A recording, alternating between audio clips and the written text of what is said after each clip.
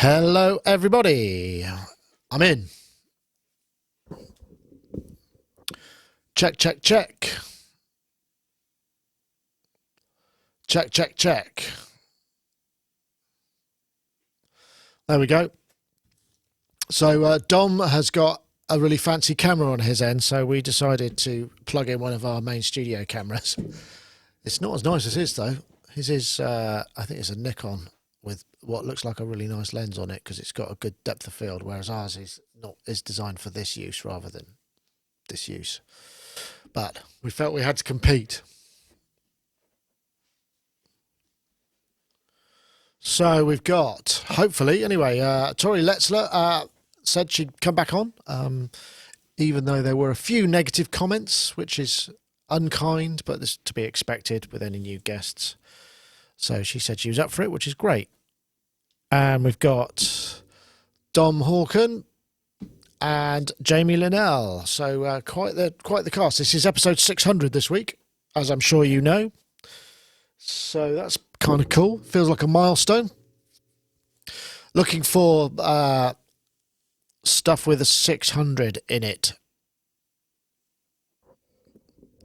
So is that... I can't remember where I usually have this. I think it's about here. So that'll work. So we're on. Let's see. We've got our friends in the chat room. Twitch stream is working. Everything's working. We've got friends in YouTube as well. Behringer XYZ 600. I don't think that's a real thing. I think you made that up. So yes, hello to everybody in the chats. I need...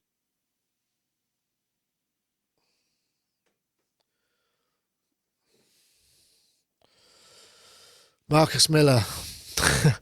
I wouldn't be president for all the synthesizers in the world, but that's very kind of you to say so.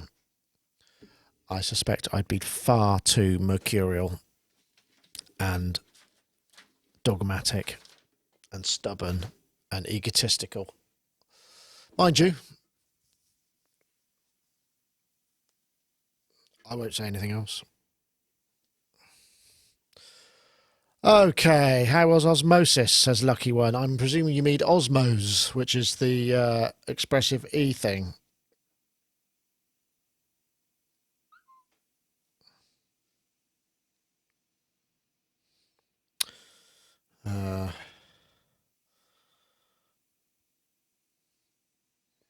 Just a minute.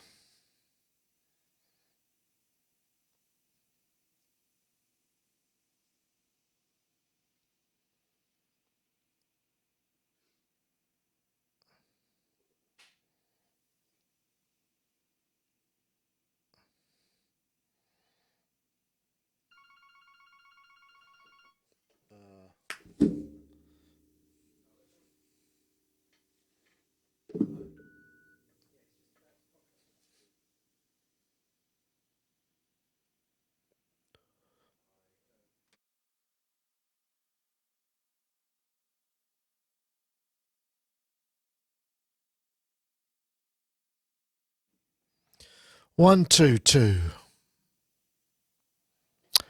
Yeah, Osmos. Pretty good. I think I really, really wish them all the best with that. I think it could be one of those things that is actually a bit of a game changer and does move things on a bit. That's marvellous. Right, just going to grab a glass of water. I'm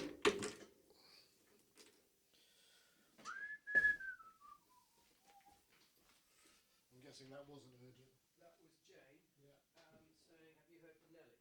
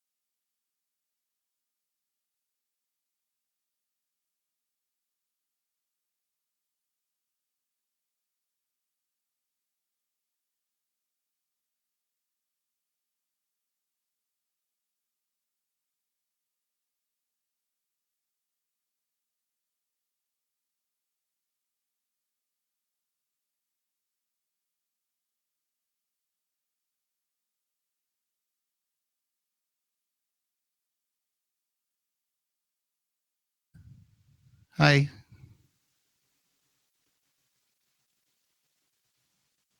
Hello. Yes. Contact. We fired up one of our 4K cameras, but but yours is still winning. You've got a really good. There's a really nice color space on that one. It's great. The skin tone is way better. Yeah, and your depth of field. But there you go. Maybe it's all about the glass, isn't it? What those all the YouTube vids I've watched. It's a Nikon 28mm lens. It's the one that they say they're pretty cheap, but everyone uses them as their kind of go-to lens. Ah, okay. Does look good. And the Nikon's got a different skin tone. Now, the thing with the GH4s, which is what we use, they're just not. They're a bit magenta-y. They don't have the same. Okay. I mean, which is all right, but Nikon and Canons have really nice skin tones, or very specific skin tones. I definitely got lucky then, because there wasn't really that much thought that went into it. I'm well impressed with that Elgato. It's called I don't know. It's a little dongle, little thumb drive style thing, which was a USB on one side and an HDMI on the other, and you plug it into a Mac, and it turns it into a webcam. It literally just appears. Yeah, it literally appears like you where you'd select your built-in MacBook Pro one or whatever. It just appears and works. So, assuming this camera doesn't overheat, and I have a backup one, it should be all right. Or will it record for more than 30 minutes? Yes, yeah. And you can switch off the auto off thing. Yeah, it should work. I mean, the only thing I will say is it might introduce a touch of audio latency. Well, I'm going in via a little audio thing, so I'm not recording the audio on the camera. This is going in via a different thing. It might be that. I mean, it's fine. Oh, I see what you mean. So I'm out of sync with the audio when the camera arrive at slightly different, because it probably takes like 1 or 2 frames to process the input. Yes. So if you plugged your mic into your camera, then it would all be in sync. But it's fine. It's not honestly not. I think we can live with it. It's fine. Interesting. Okay. So I just need to put put a little delay on the. Well, I won't do it now.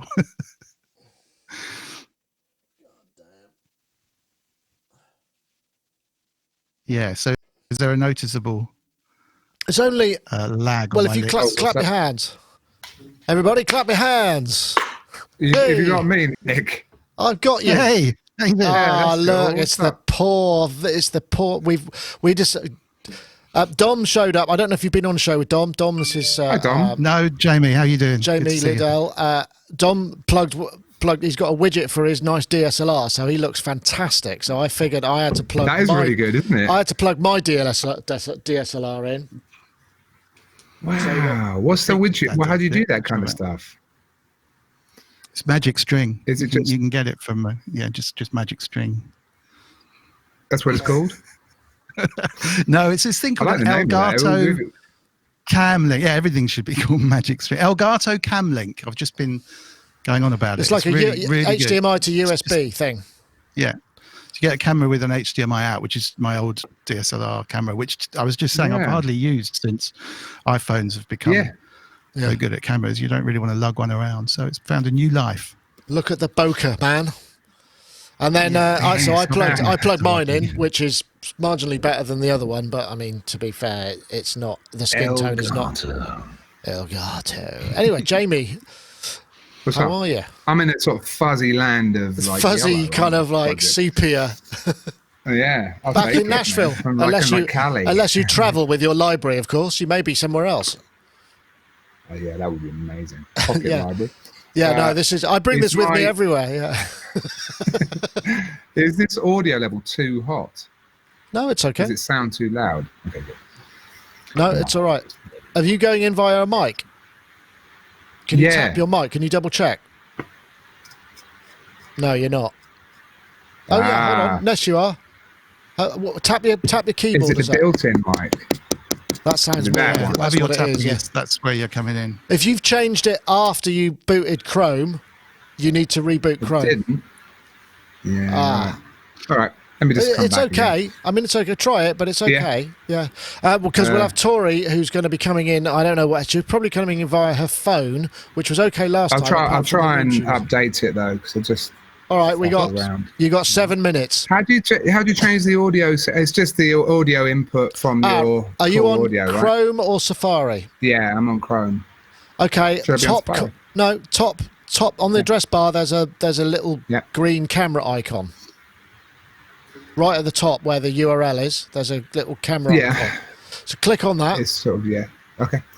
And it'll Microphone say default internal microphone. And if you change it, you have to restart Chrome. It doesn't take real time. Oh, so you have to go to manage or something? No, just change it to. It says default internal. Have you got a drop down for that? No, it's grayed out. Are you on a Mac? It's just to check what the audio in on system preferences is. Yeah. What are the control exactly. in and out is. Try that. Yeah, that's kind of what I was figuring. This is weird. Yeah, okay, there you go. Okay, I switched that now.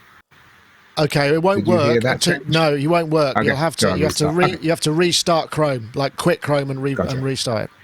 Okay. I'd imagine that Nick's probably done this a few times with people. It's once or twice.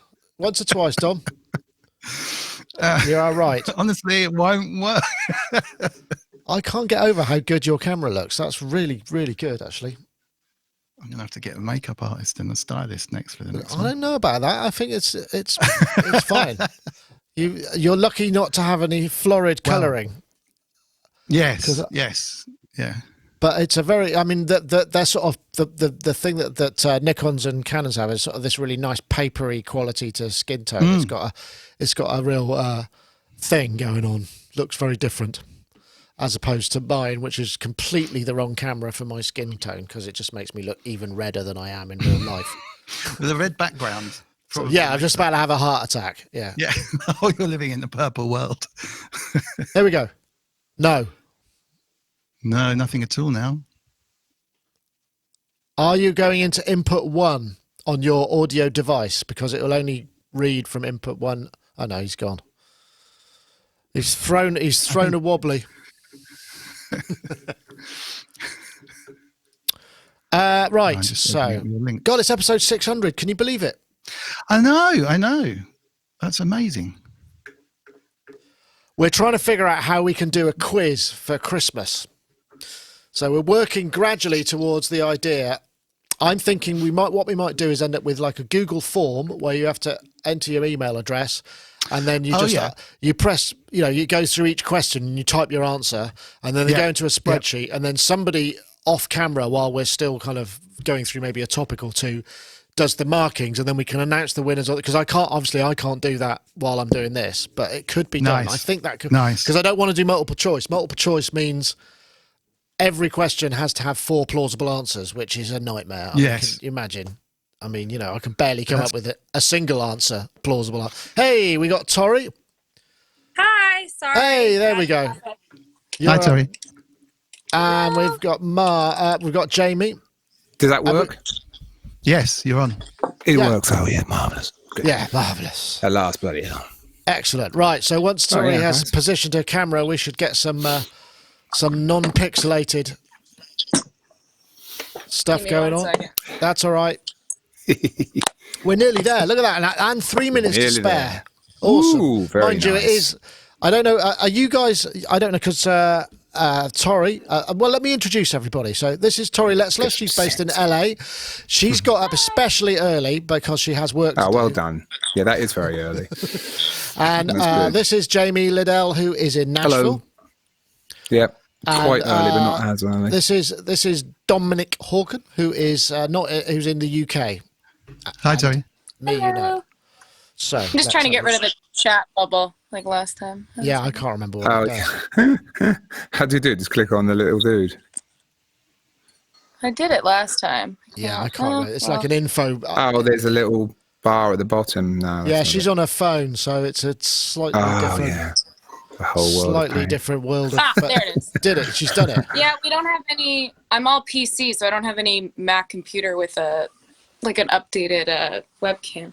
Ah, okay. Well, It's working. Your It's your pretty phone worked awesome. really well. Yeah, last time. I mean, It's really good. and of course now we've got a more acoustically applicable room because it was kitchen. Yeah, not my which was kitchen. Oh, really? Yeah, man. I was Yeah, having to that's ride. next I was level. having to ride the fader a lot just to sort of bring down the ambience. So, unfortunately, you've chosen the week to come on again, Tori and Jamie, where Dominic has his really nice DSLR plugged in for the first time. It's so his good. shot Yeah, looks it's really fantastic. fancy. And I decided really to good. up my game and plug my DSLR in, which is not quite as good. We were just discussing the merits of the Canon or the Nikon skin tone as opposed to the Panasonic GH4 skin tone, which is this colour. And then we have Jamie, who's you look 1970s, dude. I don't know what. I That's don't know. awesome. It's I'll take it, man. I'm like, yeah. I mean, it's weird because in one screen it looks cool, and then the other one it's all sepied out. That's fine. I think it's great. You know, I think it's good. I'm wearing brown. You know, it's all like I just need a think what it doobie, is, man. you've got bright light streaming in, so it's kind of changing the colour. But it's good. It's got a kind of Instagram. It's got an old school first generation go. Instagram filter vibe about it. That's it, man. That's my whole life, basically. Yeah. But, It's available as an audio plugin as well, I've heard. oh man, awesome? It's called Tame Impala, but it's basically the Tame Impala live plugin. But hang on, with this HDMI to USB thing, what's it called again? It's an Elgato cam link. Elgato's cam link. It makes up for. Unfortunately, my camera's facing away from all of my synths. It's resting on the Eurorack. I don't know where else to put it. You It can looks good. spin it round. It's in the You can background. spin it round later. You will have a look. Yeah, that's the joy of we want having a full phone. tour. You can go on a walk and go to the kitchen. Black we've Friday done this. was not kind to me. Okay. All right. Well, we can We get don't on to know that. We can get on to that. Right. Okay. It's 4:00. We can do a show and everything. So let me get everything lined up. So we got that going on. I'm going to hit the. I'm in recording there. That's fine. Good start. Okay. Standing by, everybody. Yes, always exciting. 600, Nick. Amazing.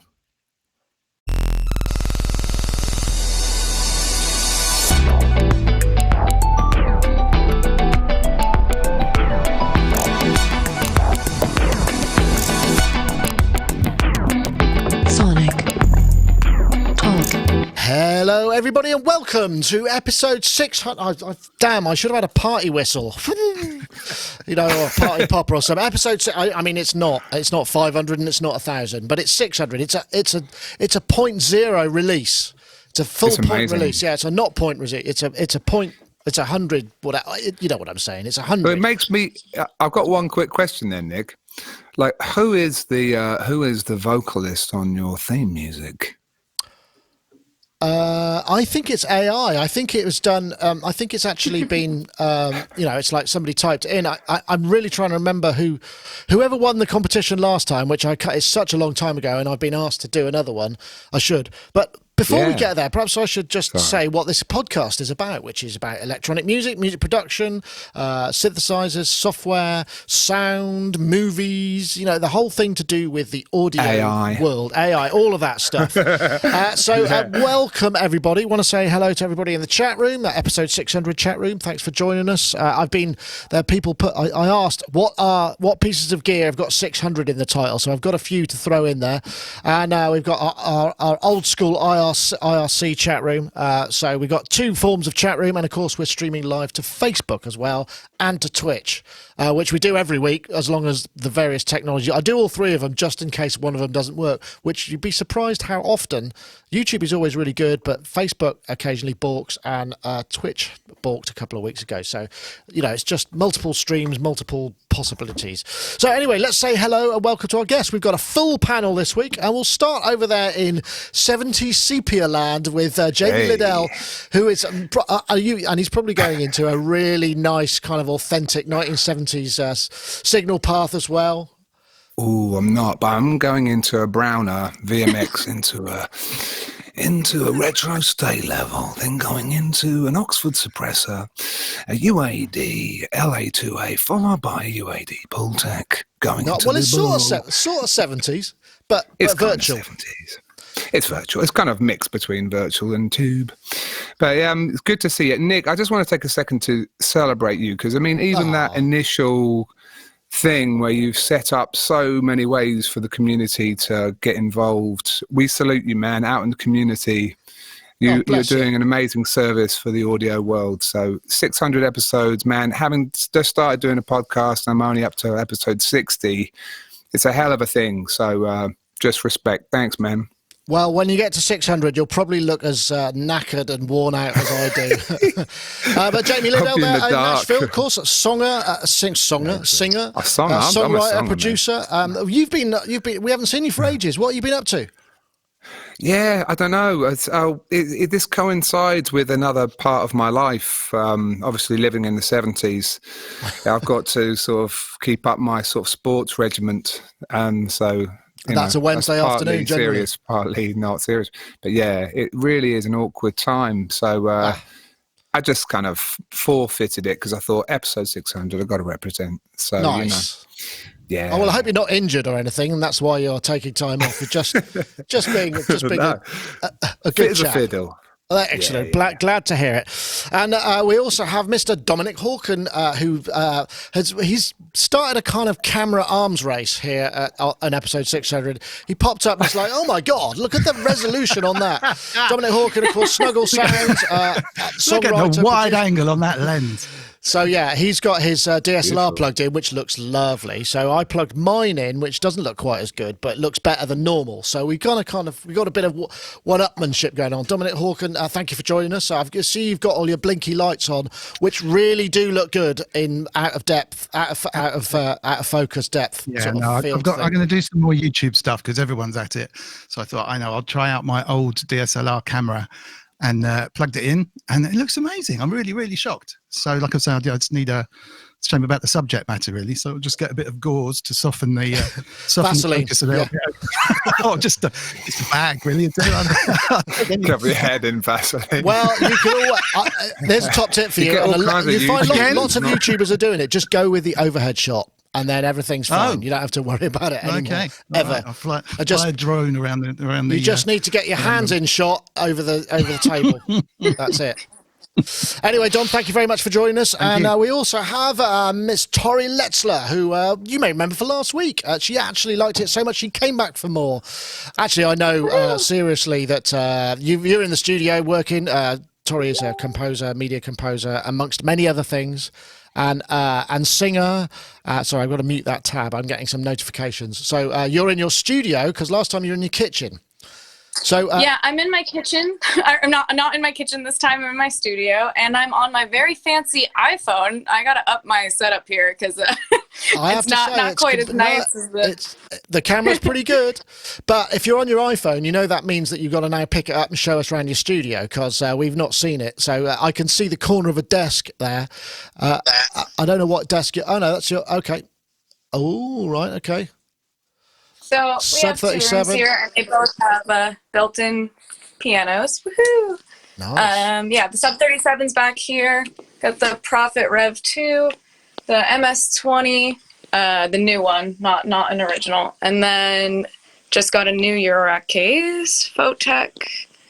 This thing called the Moisturizer, which we just bought, and then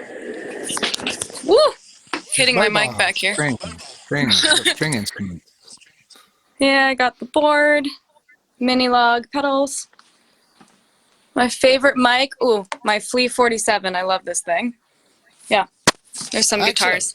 So this is your workroom, essentially. Have you got live areas as well, or are you just kind of pretty much working in the control room? So this is the bigger of the 2 rooms. We have this room because my husband and I work together. Then we have a smaller writing room upstairs, which has some more synths in it. And then there's a live room here as well. Nice. But I actually do most of my vocal recording in here because I use, I don't know if you can see this retro, the power strip that's got a really good compressor and EQ in it. Ah, okay. I use that, and I don't like unracking it, so I tend to just do all my vocal recording here because it's a dead room. It sounds nice. Nice. What are the monitors I could see over there? Are they Genelecs? Neumann. No, the monitors. Oh, yeah. Ah, interesting. Nice.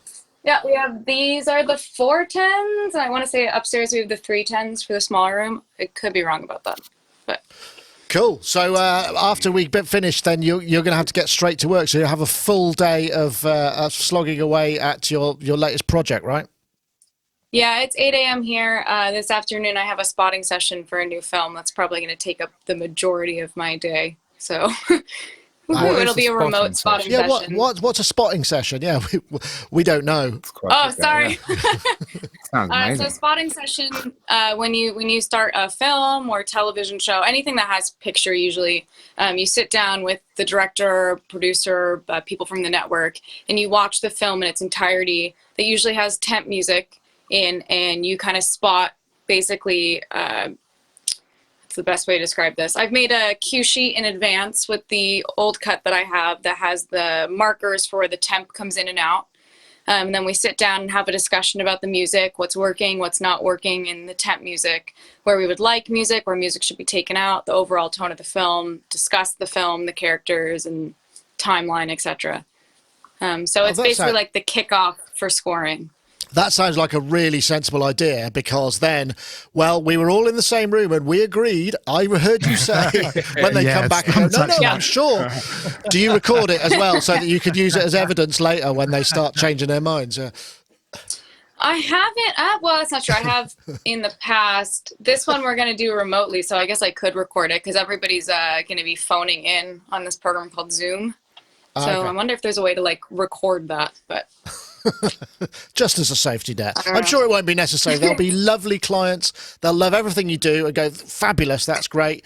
We just have to recut the movie. Yeah. But that sort of stuff happens, doesn't it? Anyway. Yeah, that's not my fault. So. No, I know it's not your fault, but it does impact on your workload, of course. There's the... Yeah. Oh, yeah, slightly. Well, anyway, right, okay, so let's... one thing I wanted to say, so episode 600, I was racking my brains for items of gear with 600 in them. We do this occasionally. Every once in a while, I kind of, I think I did it for episode 414, for instance, for microphones, whatever. So, so far, I came up with Prophet 600. The Dave Smith, sequential Prophet 600. Wagyu came up with, via the chat room, the IRC chat, came up with the Akai VX 600, which is a sort of analog synth, and also there's the Roland CSQ 600. I wonder whether any of our esteemed guests have got any other 600. I think there's very few, actually, if I'm honest. But I'm going to open it up to the floor. Any other 600s? Obscures? Is there an Akai 6000 and you scribble out the last Yeah, bit? Okay. Well, I think if I made it to episode 6000, then there's going to be something wrong. Oh, don't say that. No, I will be a brain in a jar at that point, I expect, yeah. I'll be like, Futurama, I can imagine. We need to save this clip for when that actually happens. Well, we could actually probably work some sort of like overlay, which just green screens us all into jars. Anyway, I'm not sure there'd be much point, but yeah. So, like I say, it's quite slim pickings on the 600. I can see Tori, your cogs are whirring, and you're looking around, but I don't know. There must be a Euro rack with a 600, a module with a 600 in it somewhere. Hold on, DJ I'm seeing Mixer. If I have anything. DJ Mixer, Pioneer DJM 600. There's one. That's a big one. Yeah. So, but that's as far as we got. Anyway, let's get on to some topics. Now, what did I get? What did I find? I found this. This guy. Where is it? Mix the music.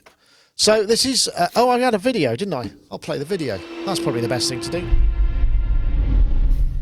Mix the Music is a new online store specializing in multi-track audio files that allows producers, mix engineers, musicians, and fans to legally download, listen to, and remix songs using the original multi-tracks as recorded by major artists and composers. It's a backstage pass to the individual tracks that make up great recordings. The store has hundreds of hit songs, film, and video game score cues to choose from. Create your Mix the Music account today And be sure to check back on the site frequently for... Oh, that's just starting to sound like an ad. That was not the intention. Yeah, so I didn't know about this. I just suddenly came up against it. It was a web, it was a news item on our site, and it's basically what it says. I think it's linked to Persona, so it's linked to your Persona Studio One, so you can hook it up, and then you download these special projects which allow you to explore. This is the key, the multi-track. I'd not been aware of this before, and they've got quite a lot of stuff, but you can't export anything, and you can't mix down an expert, so you can only use it in real time. I mean, obviously you could plug your audio interface into another audio source, or I'm sure there are ways, let's just say, but the idea is that it's, rights man. But it's an interesting idea. I don't know whether, I mean, because sometimes when you get a multi-track, particularly when you're starting out and you maybe not had any experience with it, you can see how things are put together, how messy or clean, or how much happened in the mix and how much happened in the session. I mean, I know, Jamie, we've talked about the moment, haven't we, a lot when you did that. We did that special on the Capitol Chambers thing that you did, and this could be really useful for people wanting to find that stuff out. Or do you think there's a risk of it all becoming a little bit too exposed? Copyright. Well, like here in the 70s, we just give each other the tapes, man. I mean, ultimately, it would be kind of sweet. I do like that. I always remember that thing with Steve Albini being interviewed, and they're saying, "All right, Steve, what's with all the tapes?" It's going, "All right, you try to go to a session from 1990 and I'll race you. See how quickly you can bring your multi-track back." He goes to the archives, grabs the tapes, whaps it on the machine, and hits play. And everyone else is scrambling around and trying to find a SCSI hard drive that's compatible with Pro Tools 4. Do you know what I'm saying? And then you've got Echo Farm missing, and you just basically can't play it. So he's kind of having a laugh. Good archiving. So, I mean, I don't know. I'm a little bit off topic, but I've learnt loads going through multi-tracks. I mean, I think, as everyone who is on the internet regularly knows, these multi-tracks have been around for ages. Everyone's heard the Marvin ones, and, there's plenty of Queen and Beatles and everything out there already, sort of in the naughty lands. But, man, one of the things I always found, and it really inspired me, was listening to the Motown multi-tracks. Something like What's Going On, it's a pretty epic song. And when you think about it, it seems really lavish and slightly out of reach. But if you mute like the vibes and the strings and the sort of luxurious elements, and you just listen to the rhythm section playing, in that famous Motown room, it's beautiful because they play so well. But sonically, it's manageable. So it gives you kind of hope, and you kind of learn that it's not really about the sound. It's more about the way they're playing and the parts they're playing. So yeah, those multi-tracks are invaluable learning tools, especially just for arrangement knowledge. And yeah, I mean, I think people can learn tons from them. $10 for one is crazy. It's not expensive, is it? I wonder how that works. In fact, look, here's one I saw, and I was tempted.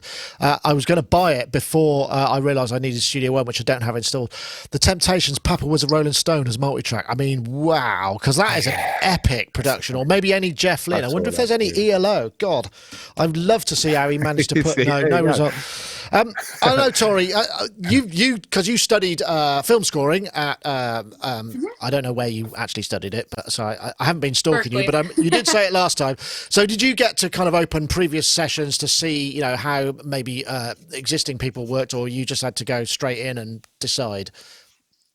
No, at Berkeley I did not, but there is a really fun community or groups of communities in LA that kind of get together and do this for fun.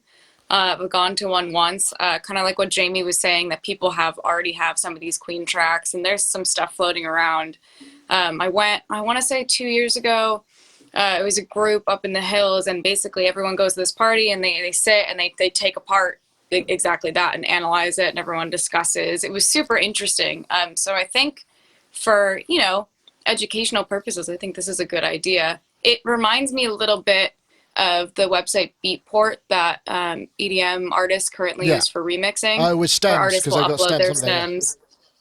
Yeah, it reminds me of that idea, just obviously a different way. But I always think stuff like that is really interesting. And I think it's nice to have an advantage to kind of look through that stuff. Anytime you're looking through somebody else's projects or stems, you're going to learn something, because everyone does something completely different, especially if it's from 70s, 80s, 90s, where things were just done differently. Yeah, that's true. I just could point out here, this one, Papa Was Rolling Stone, 7 minutes, 16 tracks, 1972. I think that is definitely one for you, Jay. I can see your button hovering.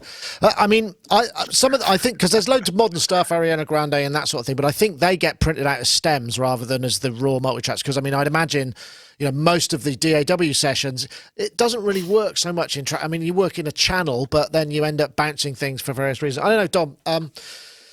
Nice, eh? Yeah, it's one of the most exciting things about remixing.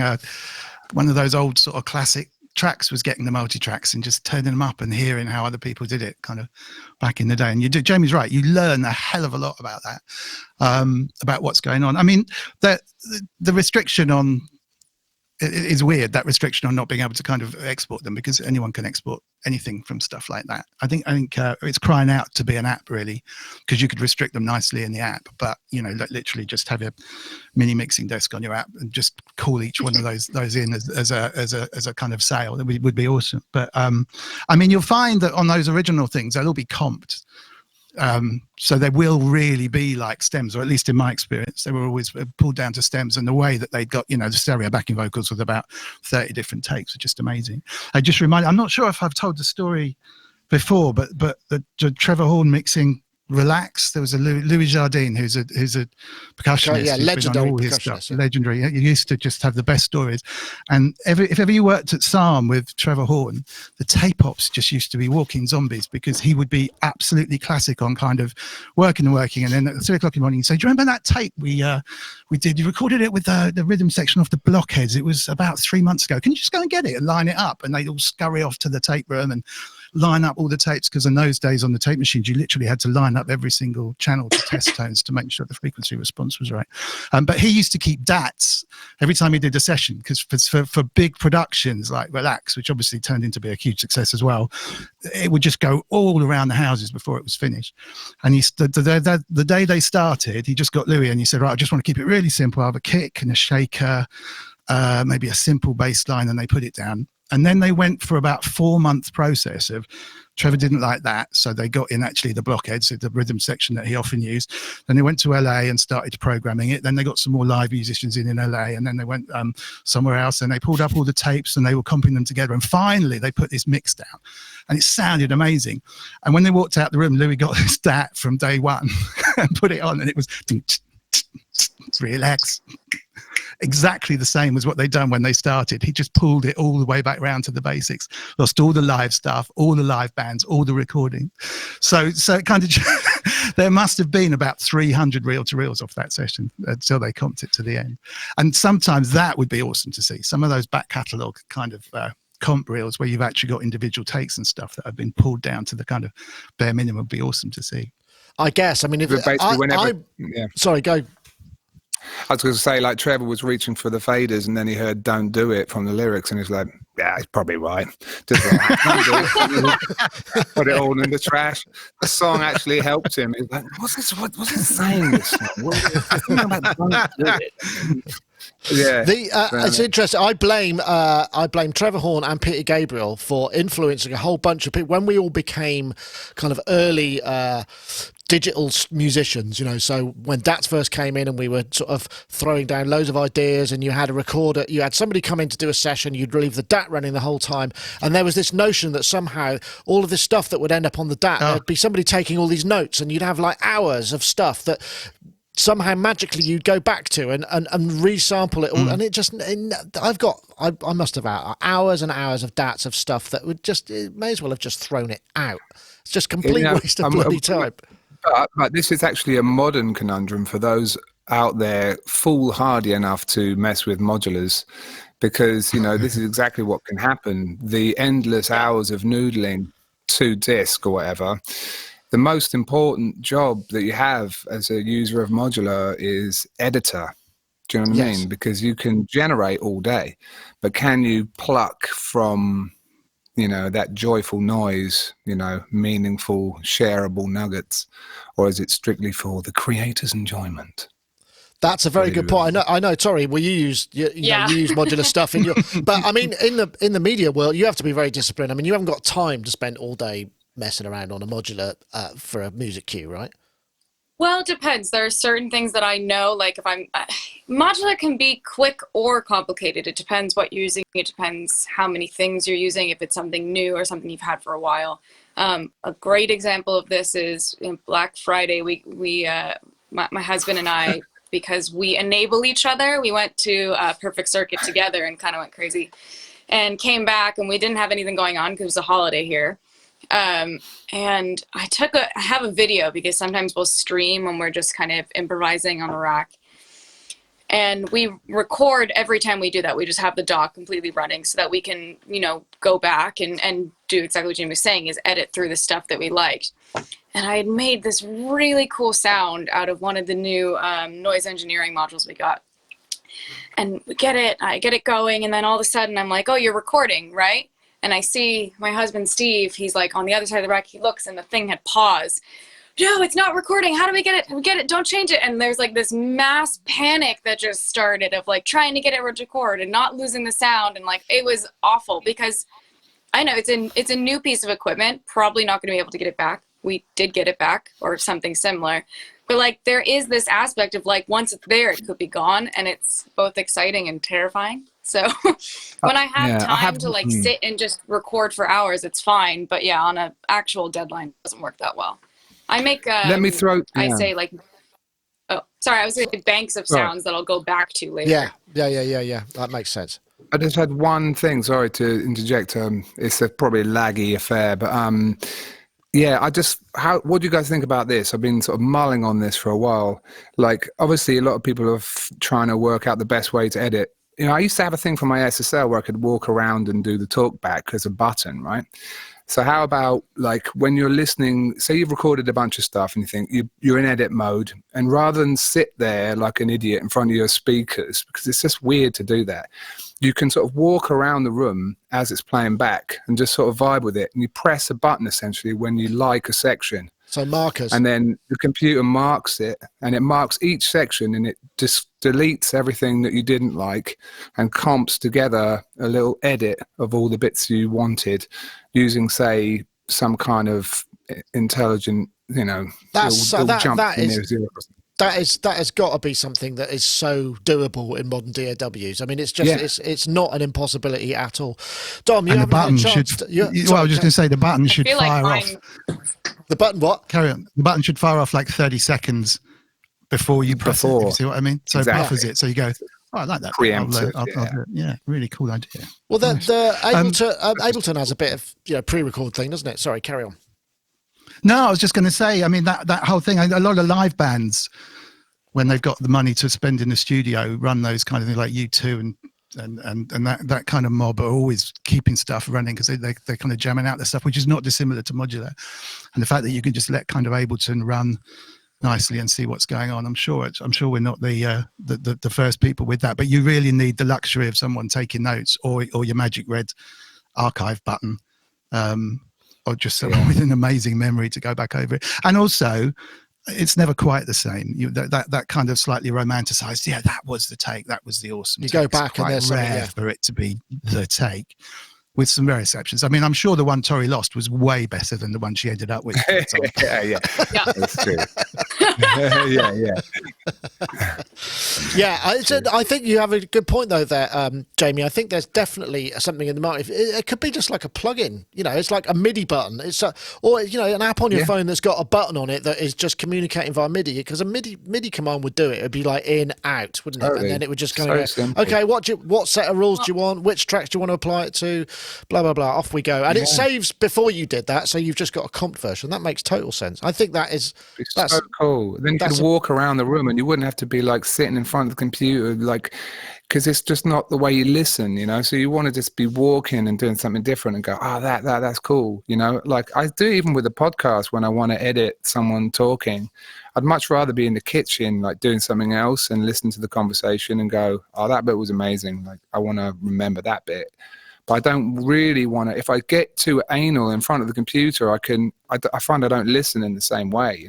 I'm not in the same kind of spectator to the audio. I'm more in this sort of kind of scientist edit mode something Yeah, or that's other. it's different brain There's no space. romance to the process. Yeah. Well, I wonder if Anyway, there's a Be like- possibility. Sorry, go, Tori. No, you're good. I was going to say not for a mobile instance, but I feel like in the studio we use Reaper, which is open source, and we've built all kinds of like strange things for the DAW because I mean you can. So I'm curious if there's something that could be built within like a DAW like that that's open source where you can connect it to something or assign it to some knob that would do exactly that. But I don't know how you would do that in like a mobile, like what Jamie's saying, like walking around, like Well, just a MIDI command. almost like It an would just app be- on your phone. Yeah, Bluetooth MIDI or Wi-Fi MIDI. It's Yeah, really, it should that's be. all it is. Or, I mean, you just bounce the whole thing as an MP3 and you take it away with you and you just have it on the bus or whatever and you go, oh yeah, that bit, and then it Even that saves would it as an be even XML thing and then sends it off and the DAW just passes it. That's the one. That's the vibe. I mean, anyway, anyone out there who's capable? I mean, the coolest part would be it automatically chops the bits and disregards the rest, so that it really does. It kind of puts them into a bank of like, you like these nuggets, so that when you fancy being inspired, you don't have to go back to a 2-hour audio blog, which is just horrendous. Wow, did I just come to the 80s? I've just basically joined. You've just after that conversation, which is highly technical. I decided it was time for you to leave the 70s. I just realised I had colour correction on your input because whoever it was last time, it was really weird colour, and I obviously corrected it. But there you go. I can put it back if you preferred. Would you prefer I to be? quite like the 70s. Okay, I've there you been go. You're back in Yeah. sepia. There you go. All right, that's fair enough. You can have it back. Jazz. I think that's fair. Right. On that note, let's just have a little bit of a break. We can talk about our friends over at Isotope who are going to be giving away a copy of Ozone 9 Advanced. Remember, just watch Ooh, this that's and you'll good. get the Worth having. information. Building on a 17-year legacy in audio mastering, Ozone 9 brings balance to your mix with never-before-seen processing for low-end, real-time instrument separation, and lightning-fast workflows powered by machine learning.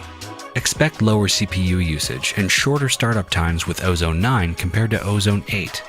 Experience fluid metering in a fully resizable environment that lets you track the most subtle details of your audio. Use more plugins at once, mix while you master without worrying about slowdowns or dropouts. And immerse yourself in a smooth, modern experience designed to keep you in your creative flow. As you can see, Ozone 9 is the fastest way to get your master off the ground. Thank you so much for watching.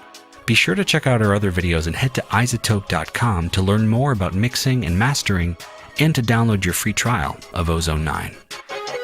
Indeed you can. That's isotope.com, and I want to say thank you. As we're at episode 600, I mean, thanks Isotope, because they've been providing prizes for a while now, and their support is greatly appreciated, as I'm sure all of you who have won, I must be getting on for a high percentage of our audience, although obviously we have a massive audience, but they've been doing it so long. But yes, we've got a competition this week. We're looking for the hashtag for streaming 2. Now, I'll explain that because the Ozone 9 actually allows you to apply specific processes which are designed for maybe MP3s or other kind of output devices. So that's why I thought I'd put that 4, that's FOR rather than the number 4, streaming, and 2 as in TOO, if that makes sense. So if you tweet the hashtag for streaming 2, I will accept the numbers in case anyone gets confused at Sonicstate and at Isotope Inc. via Twitter, and that's the competition, and that's our episode 600 competition. We do very much appreciate their continued support, and in fact we have a winner from last week. Now let me see, this is let me bring this one up. This is somebody called Audrey Johnson. I don't know if it's a guy or a gal, I am not sure. Audrey is one of those names that can be either, and they are at Audrey XINYI. Why do people always make unpronounceable handles? I can't say that. But anyway, Audrey Johnson, you have won. If you want to get in touch, you are now due a copy of Ozone 9. Early Christmas present? Yes, indeed. That's exactly what it is. So thank you very much for entering, and thanks everybody for everything. Forever. Right. What's next? Buy multi-track. Oh yeah, we got to get this. Okay. Now this is quite. Well, I'll just play a bit. Right. No pressure. So I have a Deep Composer keyboard here. This is Dr. Matt Wood, an Amazon is play a simple melody. Rally. We'll send that melody up to the cloud and we'll generate a complete song. So this is the new No pressure. Deep Composer hardware keyboard. that actually communicates directly with massive AI cloud. Okay, so he's playing obviously something fairly. Is this Ode to Joy? I think it is. Yeah.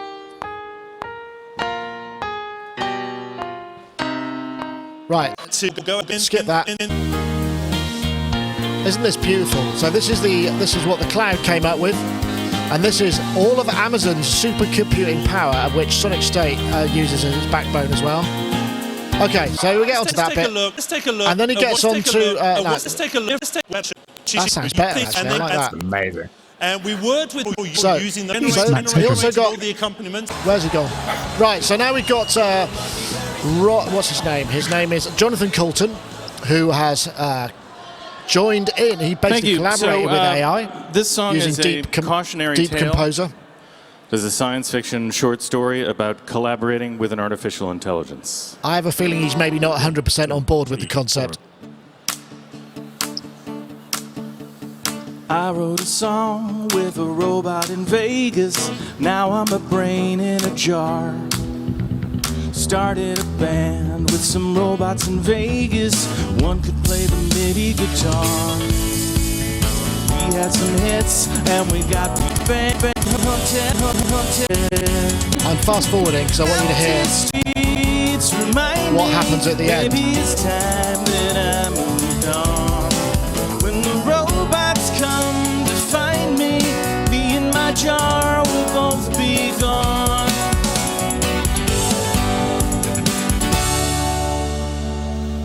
Ready? Thank you very much. Yeah, it was shit, basically, and I don't mind saying that. But, I mean, the song is obviously a great, quirky songwriter, but the accompaniment... So the idea... So basically, Amazon entering the kind of AI musical side of things. Google have been doing it for a long time. Amazon have got an enormous amount of computing power and presumably, you know, clever scientists and whatnot.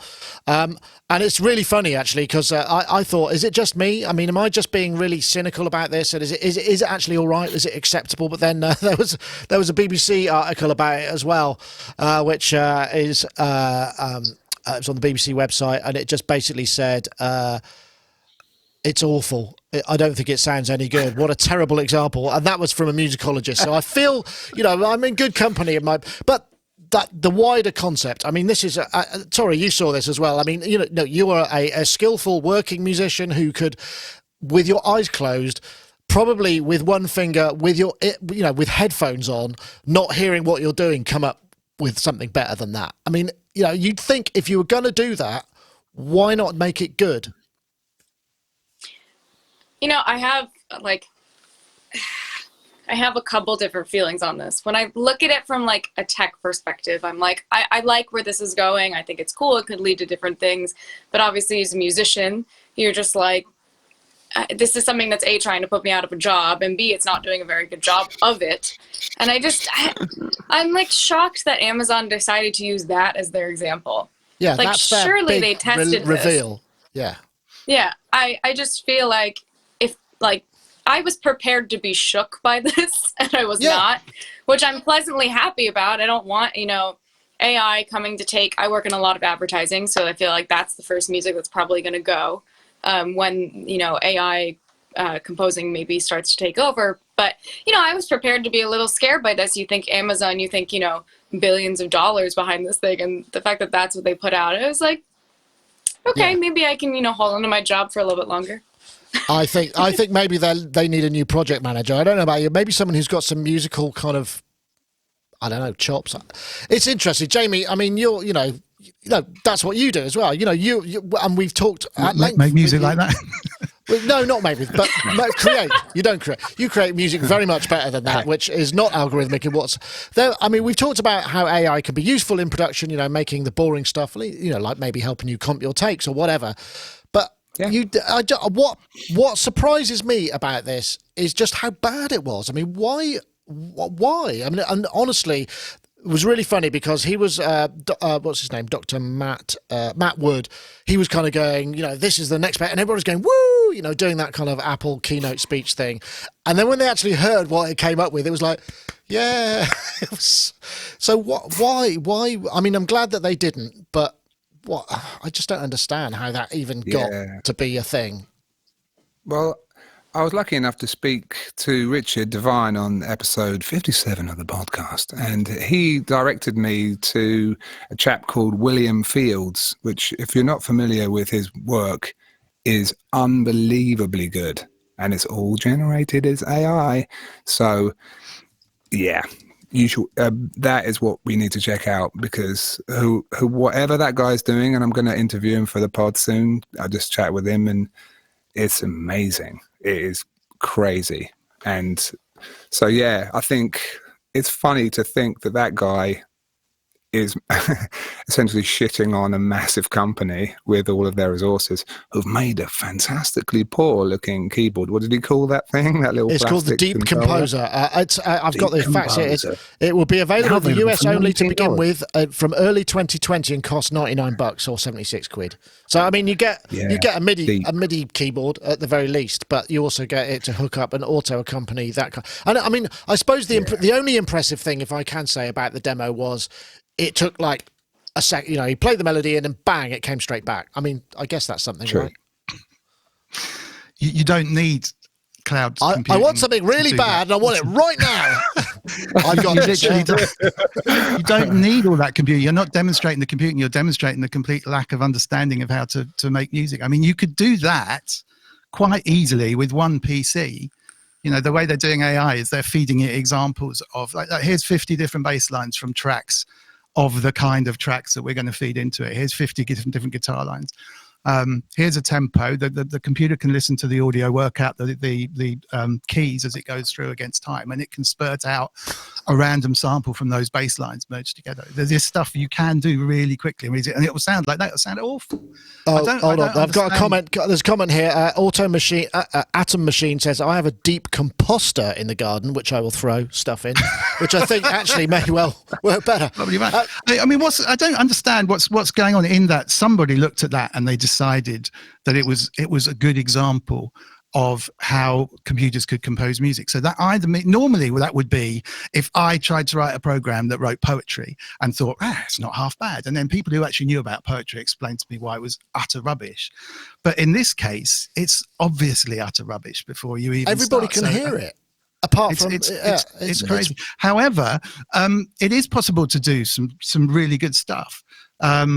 As you know, the William Fields stuff that was mentioned, you can do some really, really interesting compositions by literally getting a computer to mash together loads and loads of examples and work out for itself what a musician might do faced with this chord structure at this tempo with these kind of musical elements going on. And just like the drum machine, it's not going to take over from drummers. It's just a different way of doing things. And we already see it applied to things like mixing with the Ozone stuff, listening to the sonics and suggesting, okay, well, the bass isn't deep enough, or there's too much treble here, or actually, you know, this drop is too low, too high. Those kind of things are useful. They add to the tools. And it's quite interesting when you take, say, a plugin that can produce random. So say you've got a random generator in a modular that's just firing out some random notes, and it's obviously random. If you can apply some AI to that randomness that says, actually, do you know what? If I played it on guitar, the scale would be more based around this, and also follow this chord structure, and also look back on the last 10 years of blues songs that you've got in the library and make it sound like blues. And you, at that point, you don't know what the computer's going to do, because it's just calling up a load of list of stuff that it has categorized. So it works a lot better than that in all sorts of things. But that to me is just like way worse than you could possibly imagine. I mean, you could forgive it if it was just like a pretty average kind of sounding thing, but that's just so substandard as to be appalling. I know. I mean, there was a bass line. There was one point in the bass line where you probably fire that guy, because it's like, no, there's too many notes there. I think the interesting thing is, and probably the scary thing is, that probably since that video was aired, the AI has learned so much that it's probably improved a huge magnitude, and will probably, you know, and can continue to do without any kind of, nobody actually has to do the work, you know, as long as they're putting the right stuff for it to learn in, and it's learning in the right way. But we should watch out maybe Sorry. I was just going to say it's garbage in, garbage out, because that probably happened because it got the tempo of the tune wone, so it double timed the bass line, simple stuff like that. So if it can't work out, if you're not feeding it stuff, you're on stage, it's probably got some fold back feed of the tape up or something telling what's going on, so it couldn't get the tempo right. Probably inside it's just got the wrong person putting the intelligence in. I know it sounds weird. If you've got the wrong kind of intelligence, if you just feed in a whole bunch of crap, then you'll just get a whole bunch of crap out. If you feed in a whole bunch of archived material, which is all collectively brilliant, and you sprinkle on top some kind of really nice musical people that you like, to say, well, this is good because, and this is good because, and actually that's a great song, but that bass line sucks. Then suddenly you've got good artificial intelligence, which is based on years of experience intelligence of musicians, and that's the way it has to work.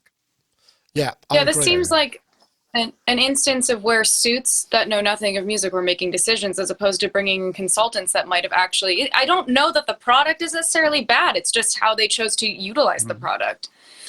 Like, I was just expecting so much more, and I feel like maybe once it's out, or they'll do something else that will be like, oh, psych, this was, this thing, but now we've actually talked to real people that, can help us and point us in the right direction. It just feels like people that... That will happen. I'm sure of it. I mean, once you ramp up that kind of, whatever it is, the meat grinder, the code grinder, it'll just be, okay, we need to pour some different stuff in it, then it'll come up with other things, so... I suppose, but I think it's just what's so flabbergasting about that is how did that even get signed off? Why didn't they wait till they got a better example? I mean, I suppose that's the thing. It's because almost anything else. I mean, the Roland's Jupiter XM arpeggiator does better than that. Well, the Casio, the Casio things from the 70s that obviously Jamie knows Tyros Arranger or any of the auto rhythm generating stuff is better than that. Crazy. Yeah, but it's how it's done. You see, it's the AI part. That's the fancy business. Yeah, it's really it's yeah. Anyway, it needs more blockchain. More blockchain. That's probably it. I wanted to throw that in there. And I didn't mean to do it because, like you, Tori, I was like, because I just got people sent me a link and I thought, oh God, Amazon doing it. This is going to be great. Yeah. It was really so not. Anyway, never mind. Perhaps this will get us back into some Christmas cheer instead. Spitfire. On Merry Winter's Morn, our again. very own Santa Claus of Sound, Harry Wilson, went into Spitfire Studio and recorded nice Christmas jumper there. Brimming with festive cheer, this is what they sound like. And because creativity shouldn't be complicated, we've turned it into this. And best of all, it's free. Which, as with all of their stuff is, I mean, I wonder how much variance and other stuff there is that would that just a sleigh bell sample might actually pick up. I mean, maybe there are short or long ones, shaky ones, whatever. That would be good, because sometimes I've actually used sleigh bells in number one records. In fact, I know I have, and there's something about that sort of shaking. If you get it to the right thing, it's sort of it's like a kind of, it's like, hey, that's not a tambourine. What's that? Oh, it's a sleigh bell. They could work. So I mean, maybe it'd be very useful. I don't know. This really was a plug for the Spitfire thing, which is great. There's some really good ones. Actually, some of their Spitfire labs have become really classic. Yeah. Actually, like the soft piano, fantastic things. This was a bit sort of Christmassy, sort of slightly fun, but it was kind of, what's the library instrument that you need that you can't find anywhere, assuming it's not sleigh bells? Oh God, you really put me on the spot there. Woodblock. It could be. I wouldn't, because sometimes, because the thing is, sometimes you think, I just need. It's like shakers, they're really hard.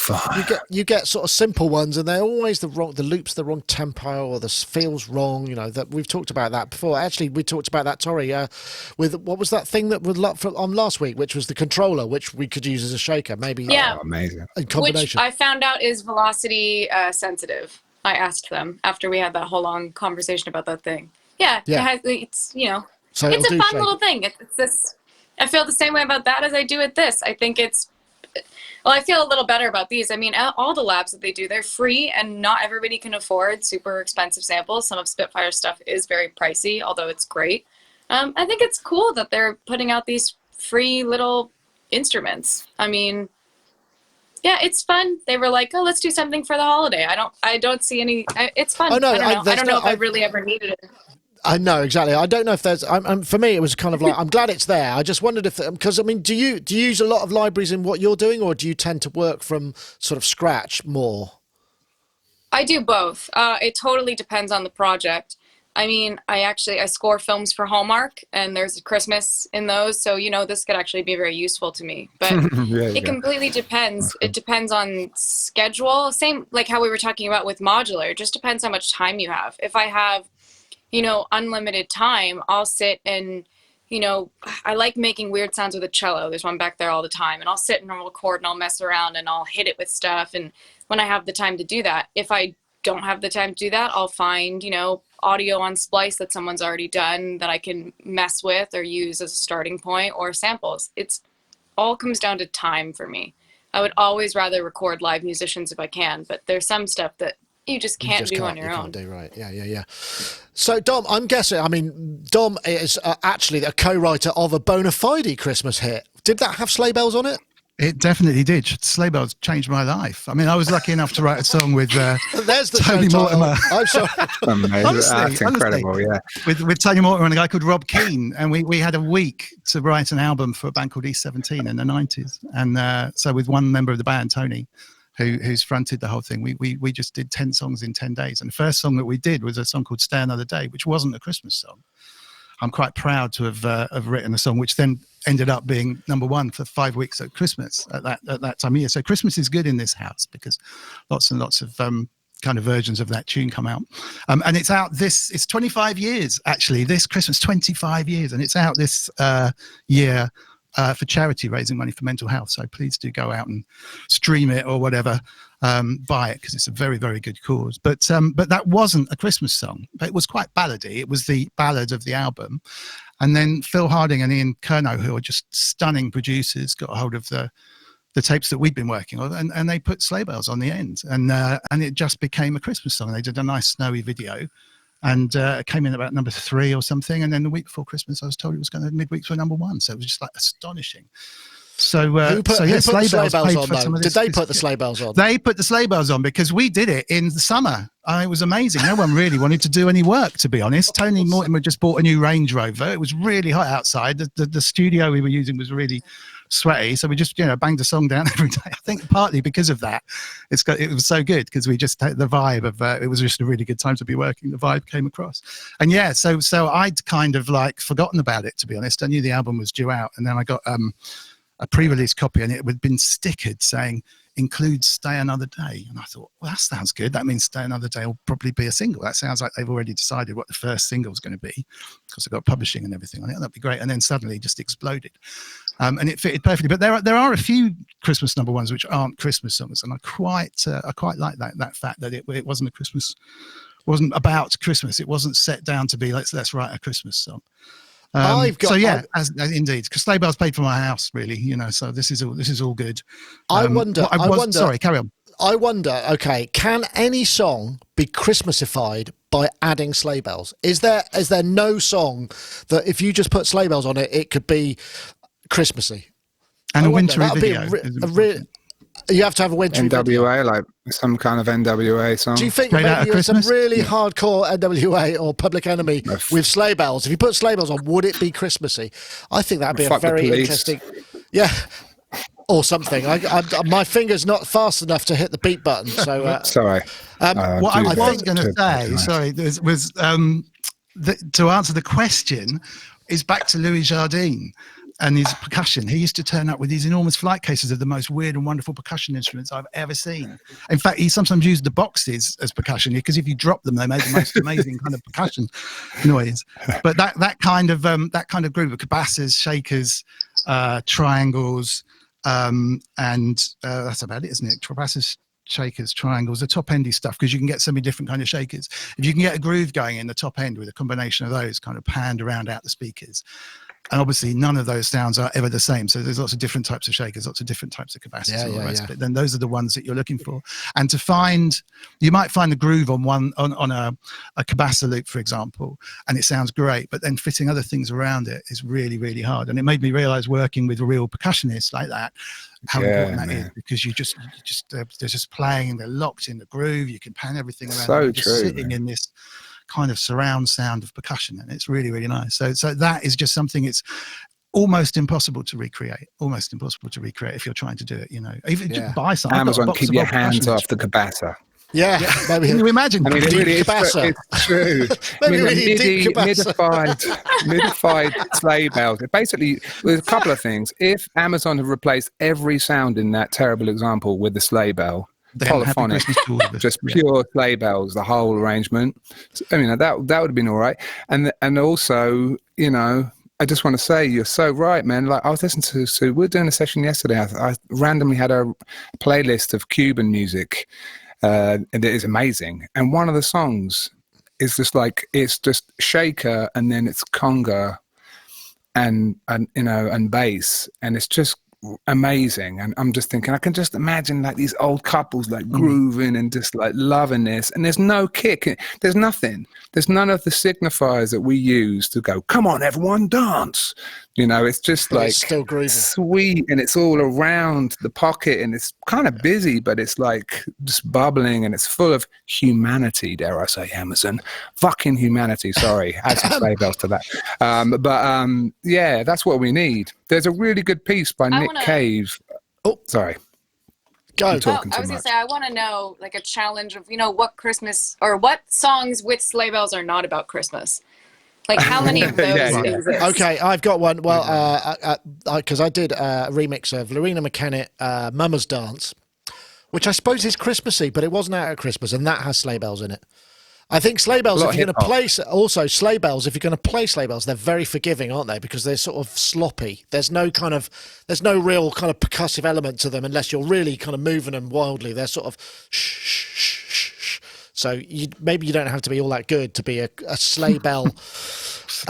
What's a sleigh? I'm busy this year. I'm trying. Yeah, get the sleigh bell guy in. We need the sleigh bell guy. Who's the sleigh? Yeah, wonder what that works. The current hot favourite? Is there a current LA sleigh bell specialist that you can call, Tori, when you need one? Honestly, there is somebody that I would call for that. I've called the same person to do bucket drumming for me, spoon playing. Like, I have a friend that is like the weird percussion dude, and I'm sure if I was like, can you come and do some odd tempo sleigh bells? He'd be like, yeah, I'll be over in 10, and he'll have like them in his car already. Like, that's a guy named Hal Rosenfeld, if anyone ever needs a weird percussionist. We got him. I would, in my mind, he should show up in a cart pulled by reindeer for that session. Absolutely. And never during Christmas, only on the off season. Okay. Oh, this is getting random. But yes, the sleigh bells. Sleigh bells are good.